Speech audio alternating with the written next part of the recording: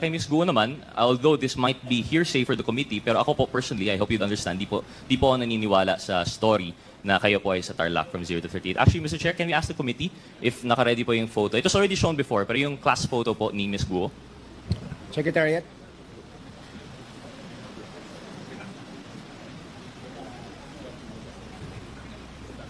Ms. Gou, while waiting for that po, you say you were born in 1986. Tama po ba? Yes po, Your Honor. That puts you at, how old are you now po? 38. 38. And at the time, naalala niyo po yung picture po, no, na na-present last time. But you claim na di niyo po yun... Ano pong picture, invoked Your your Honor? right. Yung picture, class picture niyo po. I invoke my right. You Opo. invoked your right. Pwede mo naman sabihin na hindi ikaw yun, di ba? Your Honor, I hope you understand, sa sobrang dami na pong kaso na nasampahan po ngayon sa court, kaya anything po na isasagot ko po dito sa inyo might use against me po. Opo. Well, I think that's why I have a tendency not to believe you po. Kasi kung talagang hindi ikaw yan, I think you would have said that's not you. But instead, you invoked your right to self-incrimination. And why do I not believe that? I can identify two of the people behind you. Magkabatch po tayo, Ms. Gou. I know what year this was taken. And they have a description of you.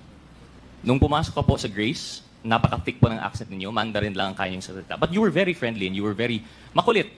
And that's why they had a hard time to forget you, even though hanggang grade 3 ka lang daw po doon.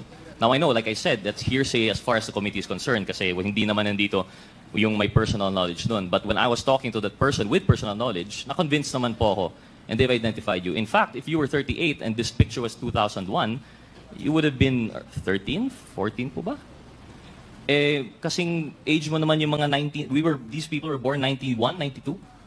Kasize mo naman po, I don't think you're that much older than them. And that's why I really don't buy that story that you were born in 1986. And I don't buy the story that this is not you. In fact, they called you Ping. Ping po yung nickname nyo dito. But anyway, that's just to prove the point po, no? But what does that say about the testimony here before us? Thank you, Comsec, for the picture. You mentioned po you lived in Tarlac for most of your life po. Tama po ba? Yes po, Mr. Chair. So from age 0 to, you claim to be 38 po, no, Ms. Gou? From 0 to 38, talagang residence po ninyo is Tarlac.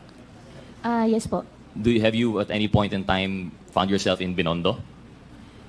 Binondo, never naman po ako tumira sa Binondo. Never tumira. But you visited Binondo po ba? Yes po. For what purpose po kaya yan? Minsan mamasyal, minsan may bibilhin. Opo. Okay, so from there, would you have an idea of the circumstances surrounding the meeting of Miss Ong and your brother, si Wesley? Sorry po, one more time po. May idea po kayo kung paano nakilala si Wesley, si Miss Ong? Wala po, Mr. Chair. Tapos, so sariling lakad niya po yun, yung sa Binondo, and then they met? Yes po. Okay. I direct my questions again to Miss Ong. So you say you're in a relationship with Wesley. Ano po yung birthday ni Wesley Gou? February 23. Feb 23? Yes po. That would peg him, what year po? 1990, wait, bilangin ko lang po. Mr. Chair, do we have anyone who can confirm the date? Because my data says otherwise. I think, Perhaps, Mr. Chair, I can ask the Bureau of Immigration. They might have the documents po. No? Mr. Chair, directing my question to the Bureau of Immigration, anong birthday po ni Mr. Wesley Gou based on his Philippine passport?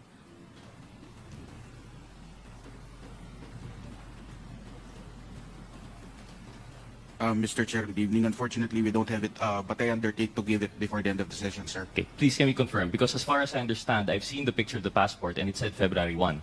And it would be very curious po na Miss Ong wouldn't know the birthday of her boyfriend for 4 years na po. Tama po. But we'll confirm it later po naman, no? We don't have the data. Would you know po kung anong schools pinuntahan ni Wesley Gou? Boyfriend mo po of 4 years, hindi mo po alam kung anong schools pinuntahan niya? Hindi po, Mr. Chair. Isn't that curious? Di ka man lang na-curious kung saan po siya pumunta for schooling? Hindi po. So ano yung mga... What aspects of his life do you know about? Alam mo po ba kung ano yung hobbies niya? Maglaro po. Maglaro? Ng gamdam. Ng gam-gam? Parang robot. Robot? Yun lang po. And the nature of his work? Are you familiar po? No po. Hindi rin.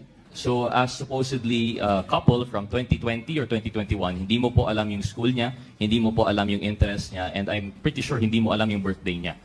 So that's what I'm trying to point out here, Mr. Chair. I do not believe in the story that Miss Gou and Miss Ong know each other through the brother.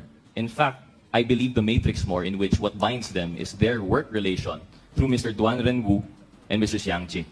And in fact, if there's anything that I would change to the matrix, I would say that dapat si Duan Wenru and si Xiang Ji should be in the middle between the two, because he is the link that binds. Because, Mr. Chair, I'd like to ask again, between the two, between Baofu, which I think, Ms. Guo, ano po yung relation po natin sa Baofu?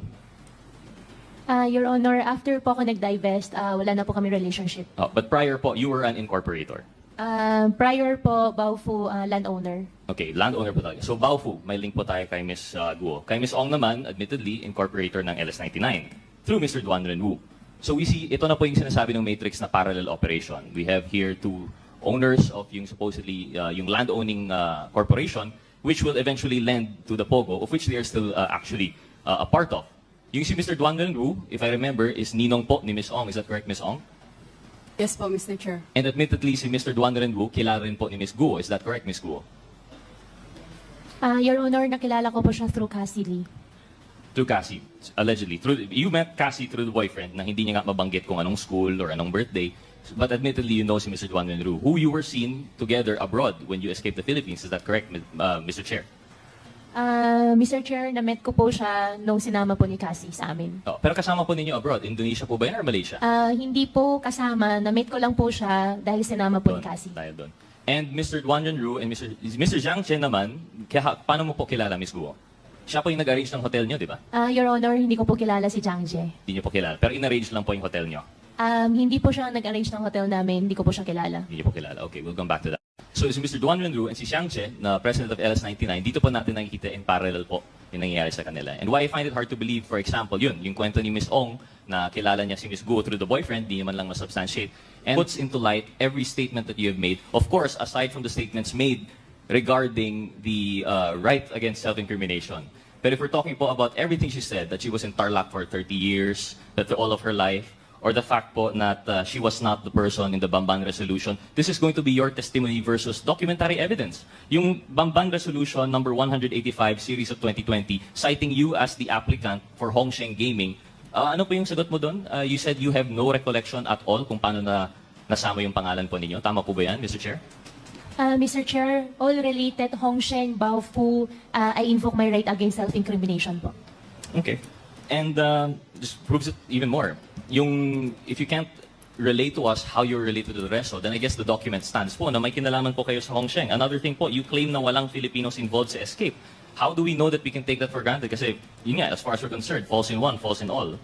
And then, of course, the allegations that 3.2 billion was transferred to Hongsheng through the partners mentioned earlier. And it's parallel also because I remember, if I'm not mistaken, Chair Dan Fernandez mentioned there was also a similar transfer going on between Mr. Duan Renwu and Ms. Cassandra Ong. So we see nga po na talagang I think may basis yung matrix, talagang parallel yung operations, and I think that's as much as we can get from them. Baofu and Hongsheng versus Lucky South 99 and Whirlwind are two sides of the same coin. They're parallel operations held by a consistent cast of characters, and now that the Quadcom is digging deeper, we're now moving up the ladder. Unfortunately, I don't think we'll be able to get anything more from Ms. Ong and Ms. Guo, given that they have cases and they have repeatedly cited their right. They've repeatedly invoked the right against self-incrimination.